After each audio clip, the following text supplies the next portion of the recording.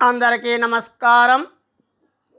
June 17 ప్రముఖ కవి, రచయిత, నాటకకర్త, పాత్రికేయుడు, సంఘ సంస్కరణవాది, విద్యావేత్త శ్రీ చిలకమర్తి లక్ష్మీ నరసింహం గారి వర్ధంతి సందర్భంగా ఆ మహనీయునికి ఘన నివాళులు అర్పిస్తున్నాను.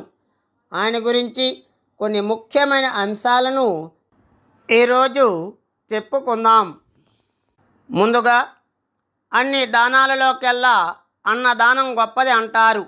కానీ తినిన అన్నం అరిగిపోయిన తరువాత మరలా ఆకలి వేస్తుంది. కొత్త బట్టలు కూడా కొన్నాళ్లకు మాసిపోయి పాతబడతాయి. ఇల్లు దానం చేసినా అది కొన్ని సంవత్సరాల తరువాత కూలిపోవచ్చు. భూమిని దానం చేస్తే దానిని ఎవరైనా ఆక్రమించవచ్చు. ఎప్పటికీ అరిగిపోకుండా, చెరిగిపోకుండా, కూలిపోకుండా, ఇతరుల పాలబడకుండా ఉండే దానం విద్యాదానం మాత్రమే. ఆ విద్యాదానం గురించి చిలకమర్తి వారు ఒక మంచి పద్యాన్ని అందించారు, చూడండి. అన్నదానము గొప్పదనవచ్చునే కాని అన్నంబు జాములో నరిగిపోవు. వస్త్రదానము కూడా భవ్యదానమే కాని వస్త్రమేడాదిలో పాతదగును. గృహదానమొకటి ఉత్కృష్టదానమే కాని కొంప కొన్నేండ్లలో కూలిపోవు. భూమి దానము మహాపుణ్యదానమే కాని భూమి అన్యుల చేరిపోవచ్చు. అరిగిపోక ఇంచుకయేని చిరిగిపోక కూలిపోవక అన్యుల పాలుగాక. నిత్యమయి వినిర్మలమయి నిశ్చయమయి జొప్పుచుండు విద్యాదానమొకటి జగతి.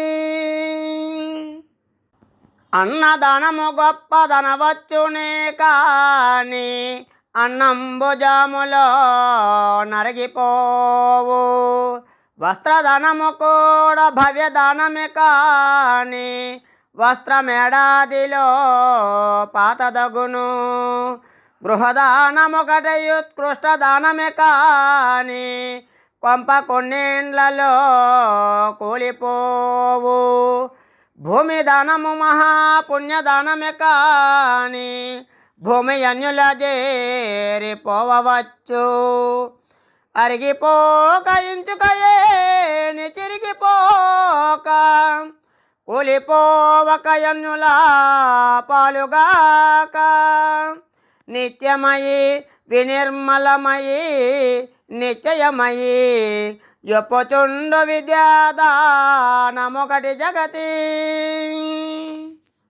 19వ శతాబ్దం చివర 20వ శతాబ్దం ఆరంభ కాలంలో తెలుగు సాహిత్యం అభివృద్ధికి, తెలుగు నాట ఆధునిక భావాల వికాసానికి పట్టుకొమ్మలైన మహామహులలో చిలకమర్తి ఒకడు. 22 ఏళ్ల వయసప్పుడు ఆయన రచించిన గయోపాఖ్యానం అనే నాటకం ప్రతులు 1,00,000కు పైబడి అమ్ముడు పోవడం అనేది తెలుగు సాహిత్య చరిత్రలో కని విని ఎరుగని విషయం. ఈ నాటకంలో టంగుటూరి ప్రకాశం పంతులు అర్జునుడి వేషం వేసేవాడు. గయోపాఖ్యానం నాటకం నుండి ఒక చిన్న పద్యాన్ని చెప్పుకుందాం. గయుడు ఒక గంధర్వుడు, మణిపురమునకు రాజు. ఒకనాడు శివుని పూజించి తిరుగు ప్రయాణంలో ఆకాశ మార్గాన పోవుచుండగా క్రిందికి ఉమ్మి వేసెను. అది అర్ఘ్యమిస్తున్న శ్రీకృష్ణుని దోసిట పడినది. సూర్యభగవానుని ఆరాధిస్తున్న తనపై ఉమ్మి వేసిన వానిని చంపుతానని శపథము చేసెను. ఆ పలుకులు ఆకాశవాణి వలన గైడు విని బ్రహ్మ పరమశివులను శరణు వేడగా వారు తిరస్కరించిరి. గయుడు తనకు మరణం తప్పదు అనుకొనుచున్న సమయంలో నారదుడు మార్గమున కలుసుకొని అర్జునుని శరణు వేడమని చెప్పెను. గయుడు అర్జునుని వద్దకు వేగముగా పోయి శరణార్థిని కాపాడమని ప్రార్థించెను. అర్జునుడు అతనికి అభయమిచ్చెను. విషయము తెలిసిన తరువాత కృష్ణుని భగవానుని తాను రక్షించవలసి వచ్చినందులకు చాలా విచారించెను. కృష్ణుడు గయుని తనకు అప్పగించమని వర్తమానము పంపెను. శరణు వేడిన వానిని విడవనని అర్జునుడు జవాబు చెప్పెను. ఇరువైపుల వారు సంధి చేయుటకు ప్రయత్నించినా అది కుదరలేదు. చివరకు గైను వలన కృష్ణార్జునులకు యుద్ధము వచ్చెను. వీరిరువురు ఘోరముగా పోరాడుచుండిరి. తుదకు గౌరీశంకరులు అనగా జగన్మాత సర్వదేవతా లోక సార్వభౌములు అయిన గౌరీశంకరులు వచ్చి వారి యుద్ధమును మాన్పించిరి. గైడు కృష్ణుని పాదములపై పడి శరణు వేడగా అతడు మన్నించెను. నిటలాక్షుండి పొడెత్తి వచ్చినను రాణి అన్నదమ్ముల్ నను నిటతాడంబుగ బాసిపోయినను పోని కృష్ణుడే వచ్చి వద్దిటు పార్థాయనని మరేమైన గాని లోకముల్ వెగిలన్ పటుదర్పంబుగ నిల్పి ఈ గయుని ప్రాణం వేణు రక్షించెదన్. నిటలాక్షుండి పుడెత్తి వచ్చినను రాణి ఎన్నదమ్ముల్ నను నిటతాడంబుగ బాసిపోయినను పోని కృష్ణుడే వచ్చి వద్దిటు పార్థాయనని మరేమైన గాని లోకముల్ బెగిలన్ పటుదర్పంబుగ నిల్పి ఈ గయుని ప్రాణం వేణు రక్షించెదన్ అని అర్జునుడు గయుని ప్రాణాలను కాపాడుతానని చెప్పిన సందర్భంలోనిది.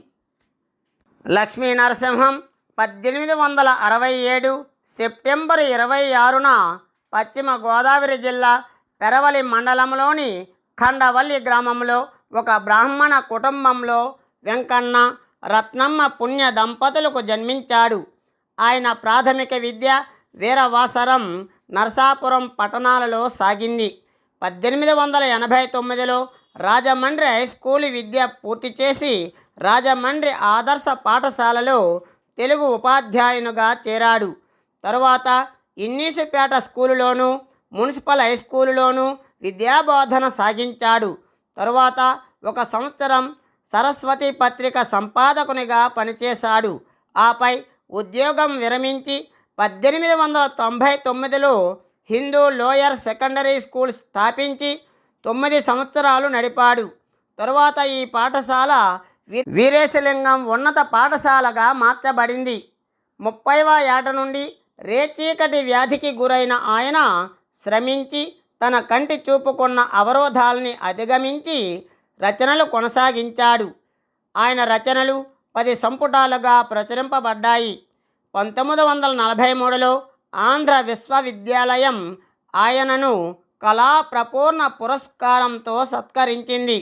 పాఠశాలలో ఉన్నప్పుడే పద్యాలు వ్రాయడం ప్రారంభించిన లక్ష్మీనరసింహం ఎన్నో రచనలు చేశాడు. కీచకవధ ఆయన మొదటి నాటకం. ద్రౌపదీ పరిణయం, గయోపాఖ్యానం, శ్రీరామ జననం, సీతా కళ్యాణం, పారిజాతాపహరణం వంటి నాటికలు రచించాడు. ఆయన వ్రాసిన నాటకాలలో రామచంద్ర విజయం, హేమలత, అహల్యాబాయి, సుధా శరత్చంద్రము ముఖ్యమైనవి. సరస్వతి పత్రిక సంపాదకునిగా ఉన్నప్పుడు సౌందర్యతిలక, పార్వతీ పరిణయం వ్రాసాడు. 1908లో ఒక ప్రెస్ స్థాపించాడు. 1916లో మనోరమ అనే పత్రిక స్థాపించాడు. దీని ద్వారా గణపతి, రాజరత్నము, రఘుకుల చరిత్ర, కాళిదాసు రచన, రఘువంశానికి అనువాదం, సిద్ధార్థ చరిత్ర వంటివి ప్రచురించాడు. చిలకమర్తి ఏక సంతాగ్రాహి, అద్భుతమైన జ్ఞాపక శక్తి కలిగిన వాడు. లక్ష్మీ నరసింహం మొదటి తరం సంఘ సంస్కర్త. 1909లో సామాజికంగా వెనుకబడిన వర్గాల కోసం ఒక పాఠశాల, రామమోహన పాఠశాలను స్థాపించారు. నిమ్న జాతుల వారి గురించి ప్రత్యేకంగా ఒక పాఠశాలను స్థాపించి ఘనత ఆంధ్రదేశంలో చిలకమర్తి వారికే దక్కుతుంది. ఎందుకంటే అంతకు మునుపు ప్రభుత్వంచే నడపబడుతున్న 1-2 పాఠశాలలు తప్ప దళితుల కోసం ప్రత్యేకమైన పాఠశాలలను ఎవరూ స్థాపించలేదు. కేవలం తన పుస్తకాల నుండి వచ్చిన రాబడితోనే తన స్వంత ధనంతో ఆ రామమోహన పాఠశాలను 13 సంవత్సరాలు నడిపి హయ్యర్ ఎలిమెంటరీ స్కూలుగా చేశారు. రేచీకటి వల్ల సరైన కంటి చూపు లేనప్పటికీ చిలకమర్తి వారు దళిత జనులకు చేసిన సేవలను అప్పటి మద్రాసు గవర్నర్ లార్డ్ పెంట్లాండ్ ఎంతగానో ప్రశంసించారు. బ్రహ్మ సమాజం, హితకారిణి సమాజం వంటి సంస్కరణ దృక్పథం గల సంఘాల కార్యకలాపాలలో పాలు పంచుకొన్నారు. దేశమాత అనే వారపత్రిక ద్వారా బ్రిటిష్ పాలనకు వ్యతిరేకంగా అనేక వ్యాసాలు కూడా రాశారు. 1894లో ఆయన వ్రాసిన రామచంద్ర విజయం అనే సాంఘిక నవల న్యాపతి సుబ్బారావుచే నిర్వహించిన పోటీలో మొదటి బహుమతి పొందింది. ఇది ఆయన ఆత్మకథ అంటారు. 1897లో వ్రాసిన పృథ్వీరాజీయం అనే గేయ సంపుటి వ్రాత ప్రతి ప్రమాదవశాత్తు చిరిగిపోయింది కనుక ప్రచురణకు నోచుకోలేదు. వందే మాతరం ఉద్యమ ప్రచారానికి బిపిన్ చంద్రపాల్ ఆంధ్ర ప్రాంతానికి వచ్చాడు. ఆయన ఇంగ్లీషు ఉపన్యాసాలకి తెలుగు అనువాదం చేసిన చిలకమర్తి లక్ష్మీ నరసింహం ఆసువుగా ఈ పద్యం చెప్పినట్లు పరిశోధకులు అంటున్నారు. భరత ఖండంబు చక్కని పాడియావు, హిందువులు లేగదొడలై ఏడ్చుచుండా, తెల్లవారను గడుసరి గొల్లవారు వెతుకుచున్నారు మూతులు బిగియగట్టి. భరత ఖండంబు చక్కని పాడియావు, హిందువులు లేగదొడలై ఏడ్చుచుండా, తెల్లవారను గడుసరి గొల్లవారు వెతుకుచున్నారు మూతులు బిగియగట్టి. ఇది వందే మాతరం ఉద్యమ ప్రధాన నినాదాల మీద రాసింది కాదు, కానీ బ్రిటిష్ వాళ్ళ దోపిడీని సరళంగా జనానికి అర్థమయ్యే ఉపమానాన్ని తీసుకుని చెప్పారు. ఇదండి చిలకమర్తి వారి గురించి. ఈ వీడియో మీకు నచ్చినట్లయితే లైక్ చేయండి, షేర్ చేయండి, పక్కనే ఉన్న గంట సింబల్ని నొక్కండి. నా యొక్క ఛానల్ని సబ్స్క్రైబ్ చేయండి. ధన్యవాదములు.